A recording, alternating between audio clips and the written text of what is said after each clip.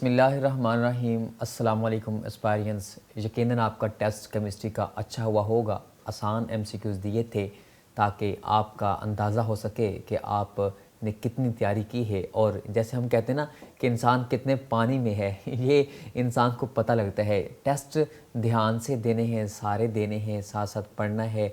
और अभी भी आज से जो एक नया लेक्चर शुरू हो रहा है, इसका मतलब ये है कि हम जितना अब पढ़ते जाएंगे इसके लिए फिर एक नया टेस्ट होगा। तो इससे ज़्यादा अच्छा है कि आप साथ साथ ही अच्छे तरीके से सारे कंसेप्ट क्लियर करते जाया करें। आज जो हम पढ़ने जा रहे हैं, आज ये मोहम्मद बिलाल आज़ाद के साथ लेक्चर केमिस्ट्री 38 पढ़ते हैं। ये भी चैप्टर 3 है और इसके अंदर हमने जो आज पढ़ना है, जो हमने काइनेटिक मॉलिक्यूलर थ्योरी पढ़ी, वही थ्योरी से हमने एक बात कही कि उसकी वजह से उसके बातों को मद्देनज़र रखते हुए एक इक्वेशन बनाएगी। याद है आपको, आर.जे. क्लॉसियस एक बंदा था, उसने क्या किया, काइनेटिक मॉलिक्यूलर इक्वेशन पेश की। आज हमने क्या करना है, उस काइनेटिक मॉलिक्यूलर इक्वेशन से लॉज ड्राइव करने हैं। मतलब हमने अंदाज़ा लगाना है कि क्या वाकई वो जो इक्वेशन बनाई गई काइनेटिक मॉलिक्यूलर इक्वेशन, क्या उसके अंदर वो जो तमाम लॉज निकलते हैं, क्या वो जो इस इक्वेशन को ओबे करती है गैस, क्या इसका मतलब कि वो तमाम गैस लॉज को ओबे करती है। आज ये देखते हैं। हमारे पास जो सबसे पहले हम बॉयल लॉ का ड्राइव करते हैं। आज ये बॉयल लॉ ड्राइव करते वक्त मैं सबसे पहले बताऊं कि वो इक्वेशन थी क्या। वो थी PV is equal to 1/3 mc² bar. मतलब प्रेशर और वॉल्यूम का हासिल। मतलब ये एक गैस का सिलेंडर है, इसके ऊपर कितना प्रेशर है और इसका वॉल्यूम कितना है, इज इक्वल टू किसके इक्वल है भला, इसके अंदर मौजूद मॉलिक्यूल्स का जो मैस है, एक मॉलिक्यूल का मैस है स्मॉल m और टोटल जितने मॉलिक्यूल्स है उसे हमने n से मल्टीप्लाई कर दिया। और c² बार क्या था भला, उस एक मॉलिक्यूल की स्पीड और है, दूसरे की स्पीड और है, मतलब वेलोसिटी मैंने जानबूझ के कहा था आपसे कि स्पीड जानबूझ के बोलता हूं ताकि आप जहनी तौर पर आपके जहन में समझ आ जाए। अच्छा, ये हमारे पास वैसे स्पीड और वेलोसिटी में फ़र्क होता है, लिहाजा अगर एक मॉलिक्यूल है उसकी वेलोसिटी और है, दूसरे की और है, तीसरे की और है, हमने फिर क्या किया था, उन तमाम का मीन लिया था, एवरेज ली थी, मीन स्क्वायर वेलोसिटी। क्यों? क्योंकि हर एक की वेलोसिटी का स्क्वायर और उसका हमने क्या कर लिया, एवरेज ले ली, मीन ले ली, औसत दरमियानी पॉइंट ले लिया। वो एक इक्वेशन बनी थी, वो ये इक्वेशन थी। ये इक्वेशन हमने पिछले लेक्चर में पढ़ी थी। आज ये हम देखते हैं आज क्या करना है, इस इक्वेशन से बॉयल लॉ ड्राइव करना है। अब बॉयल लॉ ड्राइव करना है तो आपको एक बात का ख्याल रहे कि आपको याद है कि काइनेटिक एनर्जी क्या होती है। वैसे फिजिक्स में आप पढ़ते हैं ना 1/2 mv², लेकिन यहां पे क्या लिखा हुआ है, c²। क्यों? v mean velocity, c mean velocity. यहां पे हमने कहा था ना c से डिनोट करते हैं, लेकिन यहां पे हम वेलोसिटी कौन सी ले रहे हैं, मीन स्क्वायर वेलोसिटी। मतलब गैस के मॉलिक्यूल्स की वेलोसिटी एक जैसी नहीं होती, हमने उसका मीन लिया हुआ है, एवरेज ली हुई है। लिहाजा ये काइनेटिक एनर्जी का फार्मूला वही है जो आपने सारी जिंदगी पढ़ा। अच्छा, एक मॉलिक्यूल के लिए तो क्या हो गया, 1/2 mv²। तो केमिस्ट्री में हम क्या बोलेंगे, 1/2 mc² बार। मतलब v वेलोसिटी की जगह पे c² बार लिखना है। लिहाजा मैं आपके सामने लिखता हूं कि 1/2 mv² आपने सारी जिंदगी पढ़ा, तो मैं कह सकता हूं कि 1/2 mc² बार। मतलब ये वेलोसिटी का स्क्वायर, यहां पे मैंने ये वेलोसिटी का स्क्वायर एवरेज के साथ लिया। तो लिहाजा ये तो एक मॉलिक्यूल की काइनेटिक एनर्जी होगी ना, तो इसे n से मल्टीप्लाई कर दीजिए। n से मल्टीप्लाई करने का मतलब एक मॉलिक्यूल की जितनी थी, n मॉलिक्यूल की कितनी होगी, उसे n से मल्टीप्लाई कर दिया। लिहाजा n मॉलिक्यूल्स की काइनेटिक एनर्जी कितनी है, 1/2 mc² बार के। और आपको पता है इस बात की खातर कि जितनी टेम्परेचर इंक्रीज करने से काइनेटिक एनर्जी उतनी ही इंक्रीज होती है। मतलब क्या कि एक गैस है, आप गर्म करेंगे, जब आप इसे गर्म करेंगे तो थ्योरी के अंदर आपने पढ़ा था कि गर्म करने से इनकी मोशन चेंज होगी, कोलिजन चेंज होगी। मतलब ये कभी इधर भागेंगे कभी उधर भागेंगे, इनकी एनर्जी चेंज हो जाएगी। मतलब क्या कि टेम्परेचर इंक्रीज करने से मोशन इंक्रीज का मतलब क्या है, उनकी काइनेटिक एनर्जी बढ़ गई। मतलब सिंपल कहें, ये गैस का सिलेंडर है, मैंने गर्म की, जब मैंने गर्म की टेम्परेचर इंक्रीज किया तो वो क्या करेगी, गैस भुड़कना शुरू कर देगी, कभी इधर कभी इधर कभी इधर, मतलब उसकी एनर्जी ज्यादा होगी। और वो कौन सी एनर्जी है जो ड्यू टू मोशन होती है, वो काइनेटिक एनर्जी होती है। लिहाजा सिंपल बात, मैंने एक पॉइंट बोला उस थ्योरी का, वो जो हमने पढ़ी थी kinetic theory of the gases, हमने कहा था कि जब टेम्परेचर बढ़ाया जाता है तो असल में काइनेटिक एनर्जी बढ़ती है। मतलब ये दोनों आपस में क्या है, डायरेक्टली प्रोपोर्शनल है। लिहाजा मैंने कहा कि ये काइनेटिक एनर्जी टेम्परेचर के डायरेक्टली प्रोपोर्शनल है। हाँ, प्रोपोर्शनल की अलामत को हटा दीजिए, इज इक्वल टू लगा के लगा दीजिए, के क्या है, प्रोपोर्शनैलिटी कांस्टेंट है। अच्छा, आपने इस बात की खातिर ध्यान रखना है, मैंने ये टेम्परेचर इसलिए लेके आया हूं क्योंकि बॉयल्स लॉ में जब हमने ग्राफ ड्राइव किया था, आपको याद है मैंने कहा था बॉयल्स लॉ में टेम्परेचर कांस्टेंट होता है आइसोथर्म, ये लफ्ज बोला था मैंने आइसोथर्म। इसका मतलब मुझे टेम्परेचर चाहिए था, हमने क्या किया, उस टेम्परेचर की खातिर काइनेटिक एनर्जी को सामने लेके आए क्योंकि मॉलिक्यूल्स की काइनेटिक एनर्जी होती है, और उस काइनेटिक एनर्जी को हमने जानबूझ के c² के साथ लिया क्योंकि हम जो इक्वेशन पढ़ी थी, काइनेटिक इक्वेशन पढ़ी थी, इस साइड पे जो पढ़ी है उसके अंदर भी हमने क्या लिया हुआ है, मीन स्क्वायर वेलोसिटी ली हुई है, वो एवरेज वेलोसिटी ली हुई है। तो हमने क्या किया, उसकी खातिर ये काइनेटिक एनर्जी की बात की। आइए अब हम क्या करते हैं, ये काइनेटिक एनर्जी का फार्मूला तो ये होता है, काइनेटिक एनर्जी बनाने की खातिर मैंने अब इस इक्वेशन को चेंज करना है। क्यों? क्योंकि मुझे इस इक्वेशन से बॉयल लॉ निकालना है, बॉयल्स लॉ को ड्राइव करना है। तो आज ये हम क्या करते हैं, ये जो इक्वेशन है इसे आप 2 के साथ डिवाइड कर दें, मल्टीप्लाई कर दें। क्या मतलब, ऊपर भी 2 लगाया, नीचे भी 2 लगाया, तो इक्वेशन में कुछ चेंज तो नहीं आया।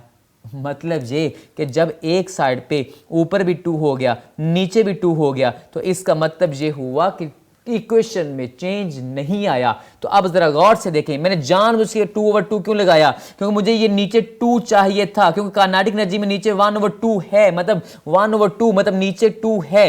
तो जरा गौर से देखें, इस 2 को उठा के यहां ले जाएं, इस 3 को उठा के यहां ले जाएं। क्यों? ताकि मुझे ये 1/2 चाहिए, 1/2 मतलब यहां पे मुझे काइनेटिक एनर्जी चाहिए। तो हम क्या करेंगे, इसको अब ऐसे लिख देंगे, मतलब हमने कुछ भी नहीं किया, जानबूझ के इस 2 और 3 को आपस में शफल कर दिया, इसको इधर ले गए, इसको इधर ले गए।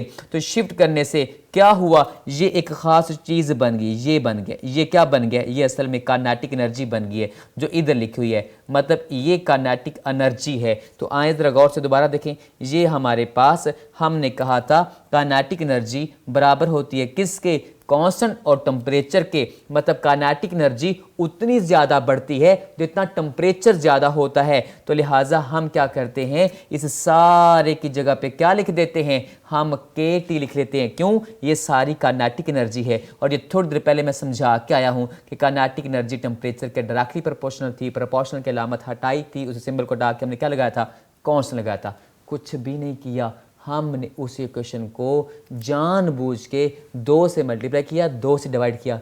क्यों? ताकि हमें उसको काइनेटिक एनर्जी बनाना था। क्यों? क्योंकि काइनेटिक एनर्जी बराबर होती है किसके, कांस्टेंट और टेम्परेचर के। टेम्परेचर बढ़ाने से काइनेटिक एनर्जी बढ़ती है। अब ये हमारे पास उस इक्वेशन के अंदर हम टेम्परेचर को लेके आ गए हैं। अब हम टेम्परेचर को ले आए हैं। अब ज़रा गौर से देखें, अगर मैं टेम्परेचर को कांस्टेंट रख दूं तो फिर क्या हुआ, ये K तो पहले ही कांस्टेंट है, टेम्परेचर मैंने कांस्टेंट रख दिया। 2 और 3, 2 कभी बदलता नहीं, 3 कभी बदलता नहीं, 2 और 3 भी क्या है, कांस्टेंट है। लिहाजा ये सारी की सारी वैल्यू क्या हो गई, कांस्टेंट। मतलब ये वाली साइड कांस्टेंट हो गई। क्यों?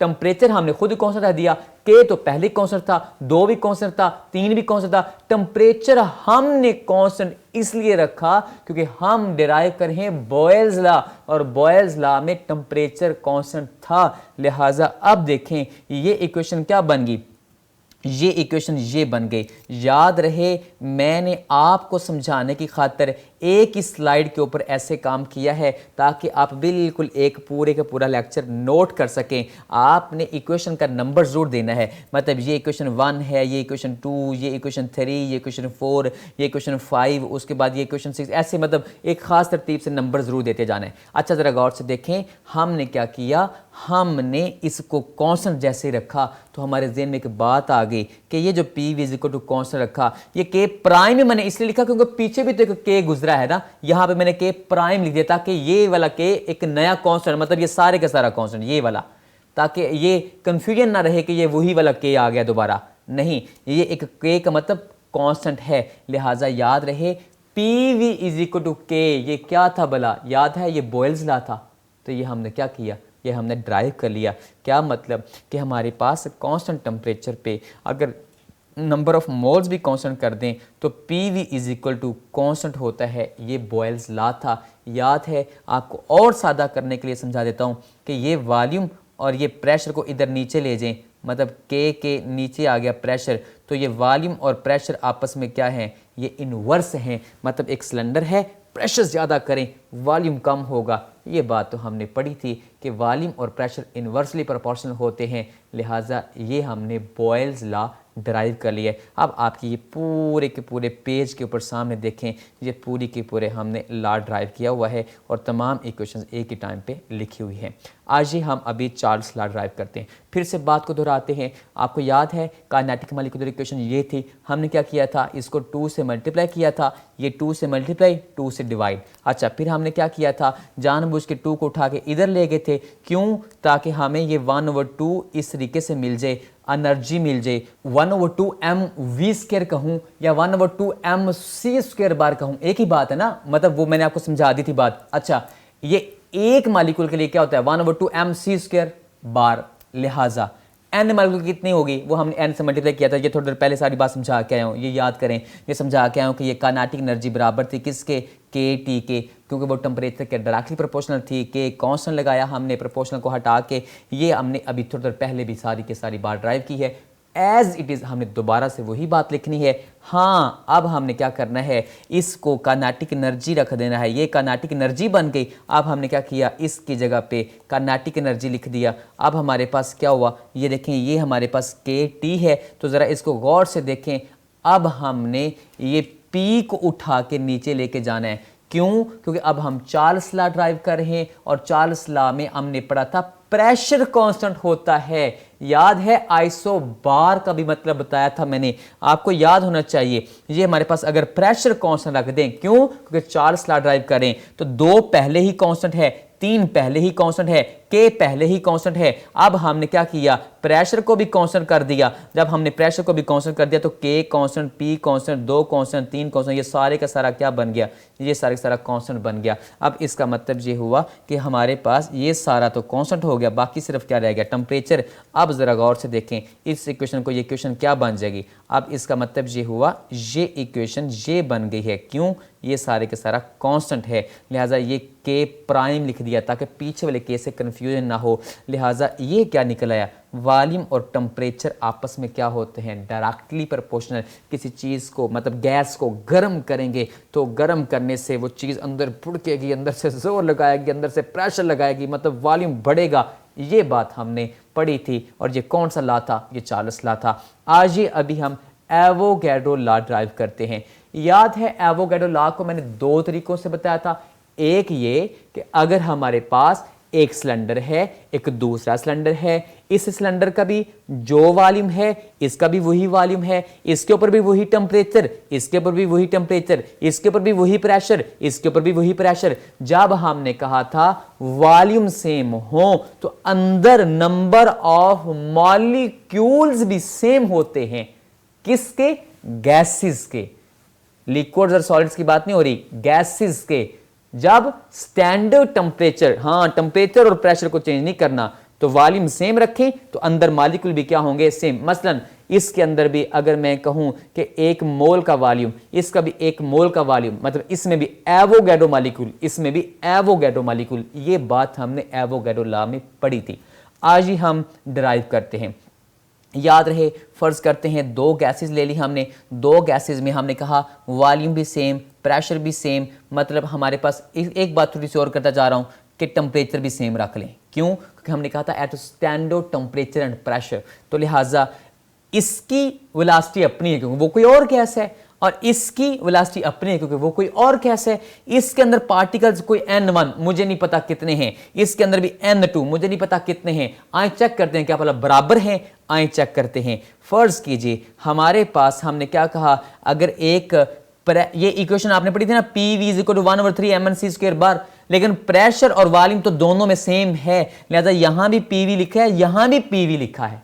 क्यों? P1 V1 नहीं लिखना, क्यों? गैस 1 के लिए और गैस 2 के लिए प्रेशर और वॉल्यूम सेम है, 1 1 और 2 2 नहीं लिख देना। लेकिन यहां पे मैंने गैस 1 के लिए लिखा है, तो लिहाजा M1 क्योंकि गैस 1 का अपना मैस है, N1 पता नहीं कितने मालिक्यूल हैं वो तो हमें पता ही नहीं, और उनकी अपनी स्पीड है, लिहाजा 1 1 1 और गैस 2 के लिए 2, और ये भी 2 और ये भी 2 और ये भी 2। लिहाजा आए चेक करते हैं कि अगर हमारे पास इस इक्वेशन को ये भी PV ये भी PV, तो अगर एक साइड बराबर है तो दूसरी साइड भी बराबर है। हमने दोनों को इक्वल रख दिया, 1/3 से 1/3 कट गया।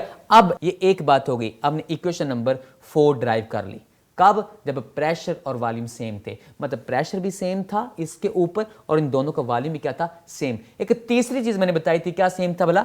इसके ऊपर भी टेम्परेचर सेम, इसके ऊपर भी टेम्परेचर सेम, मतलब स्टैंडर्ड टेम्परेचर प्रेशर, टेम्परेचर भी सेम प्रेशर भी सेम।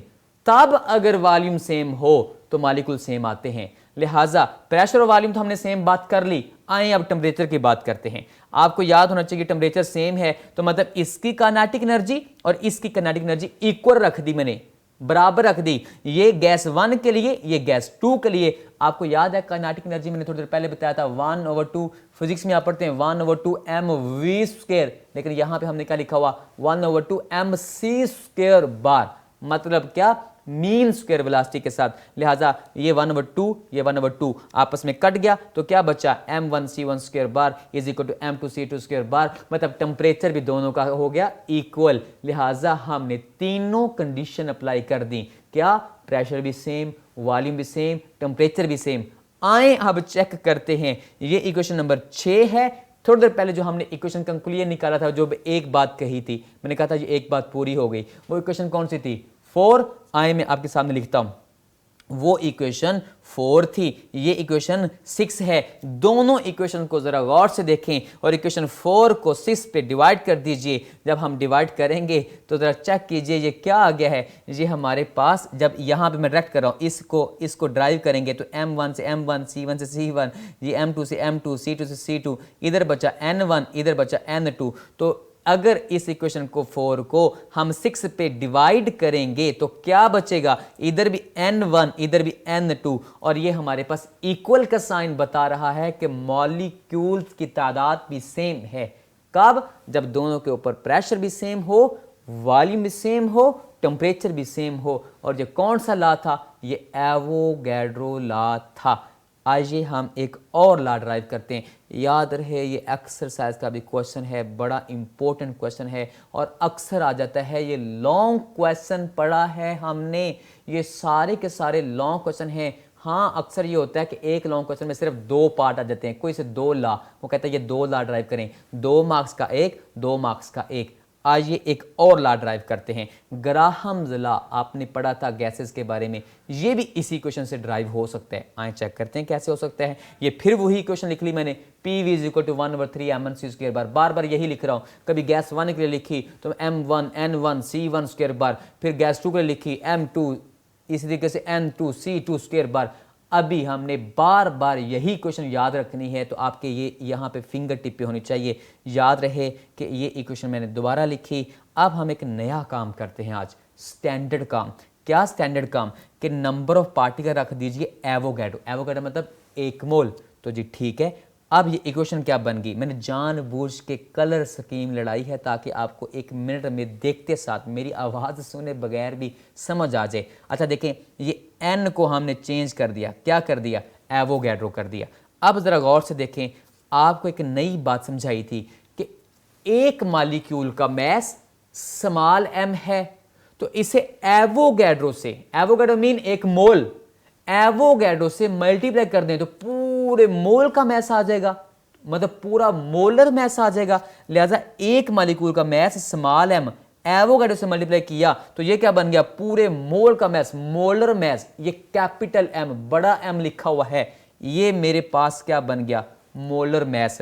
लिहाजा इसकी जगह पे मैं वैल्यू पुट करता हूं, इक्वेशन के नंबर आपने खुद देने हैं। लिहाजा ये अगली इक्वेशन आ गई, क्या बन गई, अब हमने मोलर मैस लिख दिया। जानबूझ के मैंने कलर स्कीम यहाँ पे यूज़ की है ताकि आपको पता लगता रहे कि चेंज क्या हो रहा है। अच्छा तरह गौर से देखें, आप अगर एक ऐसा काम करें, इस 3 को उठा के नीचे ले जाएं और m को उठा के इधर नीचे ले जाएं, मतलब जानबूझ के मैंने ये नीचे येलो कलर दिया, मतलब आपको समझ आ रही है कि चेंज क्या लाया हूँ। अच्छा इसको फिर से देखें, हमने क्या किया, इधर भी अंडर रूट ले लिया, इधर भी अंडर रूट ले लिया, ठीक है जी, कुछ भी नहीं किया, अभी तक कुछ भी नहीं किया, मोलर मैस बनाया है और अंडर रूट लिया है। ये लें, अब जरा गौर से देखें मोलर मैस क्यों बनाया था। अब वो जो मोलर मैस, ये वॉल्यूम को उठाएं और नीचे ले जाएं, ऊपर है नीचे डायरेक्ट नहीं जा सकता, उसके नीचे ओवर में जा सकता है, उसके नीचे डिवीजन में जा सकता है। लिहाजा ये उस m के भी नीचे आ गया। ये मैस ओवर वॉल्यूम बनाना था, जिसकी खातिर ये मैंने मोलर मैस शुरू में लेके आया हूं। क्यों मैस ओवर वॉल्यूम बनाना था, क्योंकि डेंसिटी होती है। क्यों डेंसिटी बनानी थी, क्योंकि शुरू में मैंने कहा हम लॉ ड्राइव करने लगे हैं, कौन सा, ग्राहम्स लॉ। और ग्राहम लॉ में बात थी किसकी, कि जिसकी डेंसिटी कम वो तेज भागता है, जिसकी डेंसिटी ज्यादा, मैस ज्यादा, मोलर मैस ज्यादा, वो आहिस्ता आहिस्ता चलता है। मैंने भैंस और बकरी की एग्जांपल दी थी। खैर आज ये देखें जरा, ये मैस और वॉल्यूम क्या बन गया, डेंसिटी कुछ भी नहीं किया, मैंने कुछ भी नहीं किया, मोलर मैस बनाया और उस मोलर मैस की खातिर उस वॉल्यूम को नीचे ले आया और मैस और वॉल्यूम क्या बन गया, डेंसिटी। मैंने यहाँ पे डेंसिटी लिख दिया, ये डेंसिटी बन गया है। अब जरा गौर से देखें, ये एक नई बात लेके आता हूँ, ये देखें ये बन गया डेंसिटी। अब ये बात यहाँ तक कंक्लूजन हो गया। आइए एक नई चीज़ देखते हैं। अच्छा देखें, मैंने एक यहाँ पे गैस रख दी कमरे में एक कोने में, ये आहिस्ता सा फैल जाएगी। जैसे ये आहिस्ता सा फैल जाएगी, इस फैलने को हमने क्या कहा था भला, याद है मैंने कहा था गैस के मॉलिक्यूल आपस में टकराते रहते हैं और हायर कंसंट्रेशन से ऐसे फैलते रहते हैं और उस वक्त तक यहाँ से भागने की कोशिश करेंगे जब तक पूरे कमरे में बिल्कुल एक जैसा प्रेशर ना हो जाए, होमोजीनियस ना हो जाए, होमोमीन से ना हो जाए। इसका मतलब ये था डिफ्यूजन। याद है डिफ्यूजन क्या था, मैंने कहा था खुशबू आप रख दें वो ऐसा ऐसा सारी फैल जाएगी। वो कैसे फैल जाएगी, वो डिफ्यूजन के ज़रिए फैल जाएगी। अच्छा याद रहे कि ये जो हमने कहा डिफ्यूजन, ये यहाँ से जाने के लिए, डिफ्यूजन यहाँ से जाने के लिए ये जो स्पीड है, क्या मैं इसे बोल सकता हूँ, ये वेलोसिटी है। वेलोसिटी क्या होती है कि कितनी शरह के साथ, कितना टाइम के साथ ये डिस्टेंस चेंज हो रहा है, यही ना। तो यही तो मैं कह रहा हूं। आपको याद है डिफ्यूजन में हमने ग्राहम्स लॉ ऑफ डिफ्यूजन में क्या पढ़ा था, आपको याद होना चाहिए। वो हमने एक ट्यूब ली थी, दोनों तरफ से एक कॉटन के साथ हमने गैसेस लेके ऐसे यकदम गैसेस को बनाया था, लगाया था साथ, और वो ट्यूब को बंद कर दिया था। याद है आपको, इधर से एक गैस भागी, उसके दूसरी गैस के भी मॉलिक्यूल भागे, दोनों आके टकराए।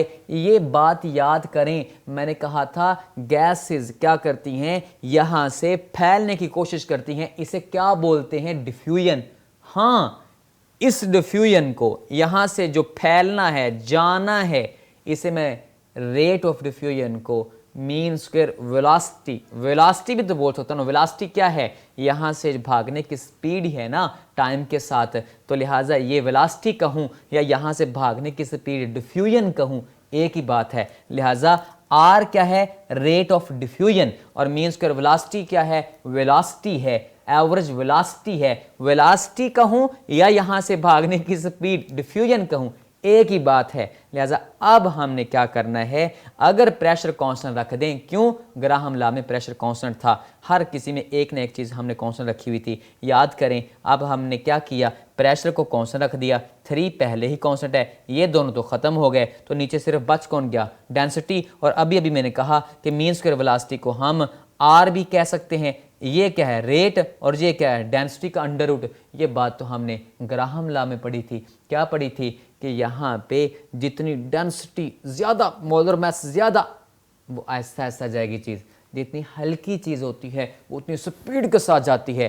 डेंसिटी कम, स्पीड ज़्यादा, रेट ऑफ डिफ्यूजन ज़्यादा, मतलब यहाँ से भागने की स्पीड ज़्यादा, और जितनी चीज़ वजनी होगी, मोलर मास ज़्यादा होगा, वो ऐसा ऐसा जाएगा। लिहाजा इस बात को हमने क्या कहा था, हमने कहा था ग्राहम्स लॉ ऑफ डिफ्यूजन। तो ये तो हमने ड्राइव कर लिया। ये 4 लॉ जो हमने ड्राइव किए हैं, चारों के चारों लॉन्ग क्वेश्चन हैं और आपने अच्छे तरीके से इनको ड्राइव करना है। एक छोटी सी बात और करते हैं, और यकीन मानिए मैं चाहता हूँ कि मैं किसी ऐसी बात को तरीके से बताऊँ कि ये इतना इम्पोर्टेंट लॉन्ग क्वेश्चन है कि शायद मैं कहूँ कि अगर पूरा समंदर आप हीरों से भर के मुझे कहीं ना कि ये ले लें तो फिर भी मैं ये क्वेश्चन ना दूं। इतना इम्पोर्टेंट लॉन्ग क्वेश्चन है, बड़ा ही इम्पोर्टेंट लॉन्ग क्वेश्चन है। आज ये पढ़ते हैं काइनेटिक इंटरप्रिटेशन ऑफ टेम्परेचर।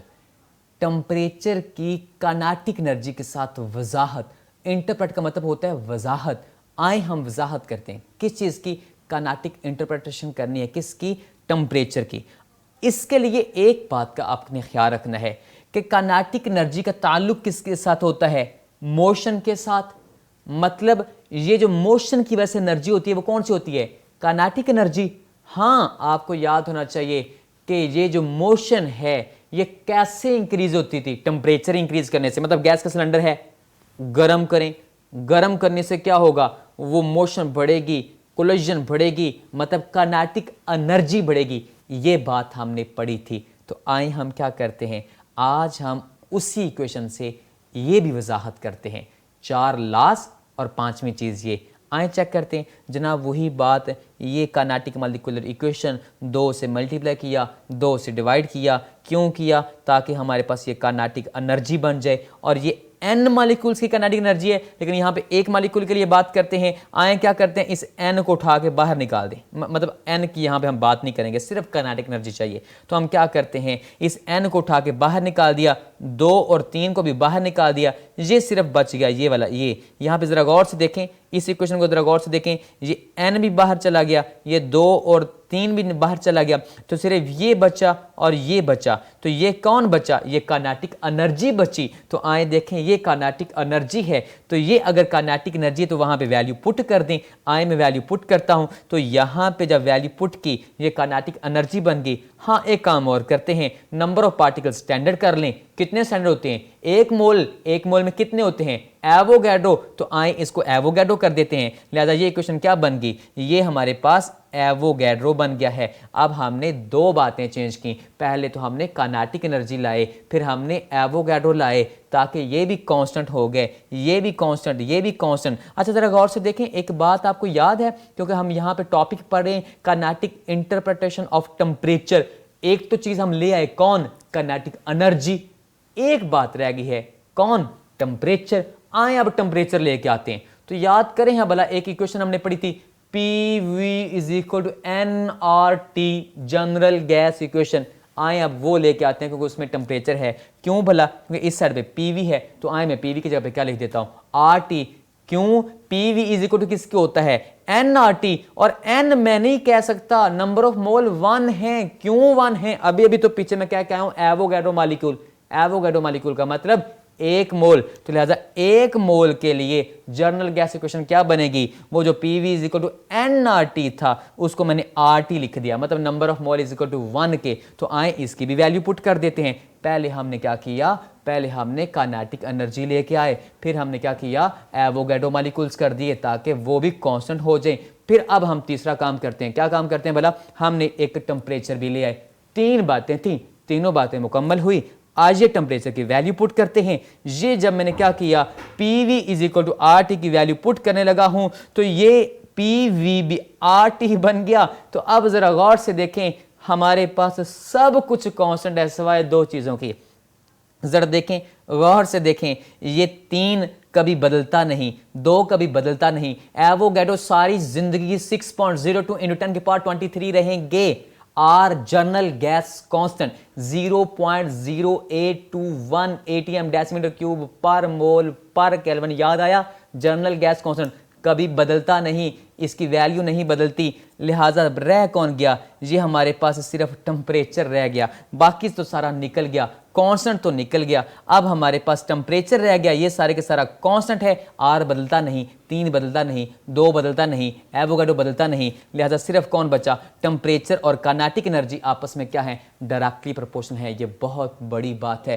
कहता है जनाब यहाँ पे एक गैस पड़ी है, आप इसका अंदर से टेम्परेचर मेजर कर रहे हैं, मतलब आप उसकी काइनेटिक एनर्जी मेजर कर रहे हैं। मतलब क्या, काइनेटिक एनर्जी मतलब अंदर मॉलिक्यूल्स की कितनी मोशन है ये मेजर करें।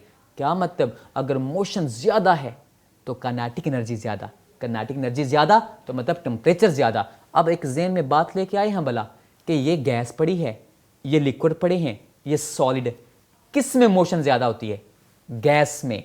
गैस के मॉलिक्यूल्स की मोशन ज़्यादा मतलब काइनेटिक एनर्जी भी ज़्यादा। ये सारी ज़िंदगी के लिए एमसीक्यू याद कर लें। अच्छा देखें, यहाँ पे हमने कंक्लूजन निकाला क्या, कि ये दोनों आपस में डायरेक्टली प्रोपोर्शनल है। इस बात को मैं और आसान करता हूँ। क्या आसान करता हूँ, ये मेरे हाथ में पेंसिल है, मैं यहाँ पे गर्म करता हूँ, ये लें, मैं यहाँ से गर्म कर रहा हूँ, थोड़ी देर बाद क्या होगा, ये हिस्सा भी गर्म हो गया। अजीब बात नहीं है। यहाँ पे जब मैंने गर्म किया, यहाँ के मॉलिक्यूल की काइनेटिक एनर्जी बढ़ी। काइनेटिक एनर्जी क्यों, अभी हमने पढ़ा काइनेटिक एनर्जी और टेम्परेचर आपस में क्या है, डायरेक्टली प्रोपोर्शनल। मैंने टेम्परेचर दिया, उसकी काइनेटिक एनर्जी बढ़ी। काइनेटिक एनर्जी का मतलब उसकी मोशन और कोलिजन बढ़ी। उन मॉलिक्यूल्स ने आपस में यूं टकराना शुरू कर दिया, वाइब्रेशन बढ़ी, क्योंकि सॉलिड है ना, तो सॉलिड के अंदर मोशन कौन सी होती है, वाइब्रेशनल। तो जब उसने ऐसे कोलिजन शुरू की तो वो आहिस्ता आहिस्ता एनर्जी ट्रांसफर होती गई और थोड़ी देर बाद क्या हुआ, ये वाला पार्ट भी क्या हो गया, गर्म हो गया। ये बहुत बड़ी बात थी। आज इसको और एक सादा सी छोटी सी बात करता हूँ। ये उस वक्त तक काम चलता रहेगा जब तक पूरी पेंसिल का टेम्परेचर एक जैसा नहीं हो जाएगा। अच्छा देखें, ये सामने 2 तस्वीरें हैं, कहते हैं तस्वीरें खुद बोलती हैं। ज़रा गौर से देखें, इसके अंदर सारी कहानी समझ आ रही है। ये कौन है, ये गैसेस, ये कौन है, ये लिक्विड्स। गैस और लिक्विड के अंदर पार्टिकल यूं जा रहे हैं, यूं जा रहे हैं, ये कौन सी मोशन है, ट्रांसलेटरी। लेकिन ये सॉलिड है, इसे मैंने कहा ज़रा भागो, मॉलिक्यूल कहता है नहीं, इसके अंदर मॉलिक्यूल की कौन सी मोशन होगी, वाइब्रेटरी। मतलब आपके पास दीवार है ना या टेबल है ना, इसके ऊपर ऐसे जोर से मारें, ऐसे टकराएं, मतलब ये मेरे पास टेबल है, मैंने इसके ऊपर जोर से टकराया, मतलब वो टेबल के पार्टिकल ने आगे पीछे तो नहीं ना भागे, ट्रांसलेटरी मोशन तो नहीं है ना, कौन सी मोशन है भला, वाइब्रेशन। लिहाजा अगर सॉलिड के अंदर वाइब्रेशनल मोशन को मेजर कर लें तो मतलब उसकी काइनेटिक एनर्जी मेजर हो गई, मतलब उसका टेम्परेचर मेजर हो गया। और हाँ, अगर लिक्विड और गैसेस के अंदर उनकी यूं जाने की ट्रांसलेशनल एनर्जी, ट्रांसलेशनल मोशन को मेजर कर लें तो उनका टेम्परेचर मेजर हो जाएगा, काइनेटिक एनर्जी मेजर होगी। ये 2 बातें आपने कंक्लूजन के तौर पर याद रखनी है। और इसके बाद आपने एक छोटी सी बात और, आपको याद है एब्सोल्यूट ज़ीरो पढ़ा था, कब, इतना माइनस का टेम्परेचर जब आके वॉल्यूम बिल्कुल क्या बन जाता था, ज़ीरो बन जाता था, याद है। इसका मतलब हमने एक यहाँ से कंक्लूजन निकाला कि टेम्परेचर इतना कम है, काइनेटिक एनर्जी कम है। यही बात निकाली ना कि टेम्परेचर कम, काइनेटिक एनर्जी कम, टेम्परेचर ज़्यादा, काइनेटिक एनर्जी ज़्यादा, यही कंक्लूजन निकाला ना आज का। तो लिहाजा यहाँ से एक बात समझ आती है कि वो वाला टेम्परेचर, एब्सोल्यूट ज़ीरो वाला टेम्परेचर इतना कम है, इतना माइनस का है कि वो ऐसे बिल्कुल जकड़ गए हैं, मॉलिक्यूल सीज हो गए हैं। टेम्परेचर खत्म मतलब ना होने के बराबर, तो मतलब मोशन भी ना होने के बराबर, सीज हो गए हैं, जकड़े गए हैं, मोशन है ही नहीं। और ऐसा तो नहीं ना होता, इट इज़ अनअटेनेबल। ऐसा तो हो नहीं सकता कि चीज़ के अंदर बिल्कुल मोशन ख़त्म कर दें। इसलिए हम कहते थे एब्सोल्यूट ज़ीरो कभी हासिल नहीं किया जा सकता। आज तक जो हासिल किया जा सका है वो वैल्यू 10 की पावर -5 केल्विन, ये एब्सोल्यूट ज़ीरो से थोड़ी सी ज़्यादा है, ये आज तक हमने हासिल की है। इतना माइनस में हम कभी नहीं आए। आज ये आज का कंक्लूजन था। आपने क्या पढ़ा, आपने लॉस को ड्राइव किया काइनेटिक मॉलिक्यूलर इक्वेशन से, आपने एक्सरसाइज क्वेश्चन नंबर 12 का पार्ट बी पढ़ा और काइनेटिक इंटरप्रिटेशन ऑफ टेम्परेचर पढ़ी। असल में ये जो पहला और दूसरा सवाल है ये एक ही सवाल है, वही एक्सरसाइज का जो क्वेश्चन है वो लॉस ड्राइव करने वाला क्वेश्चन है। इसके बाद आपने अपना ख्याल रखना है और इन लॉस को ड्राइव करना है। Thank you so much. अल्लाह हाफिज़, फ़ी अमानिल्लाह।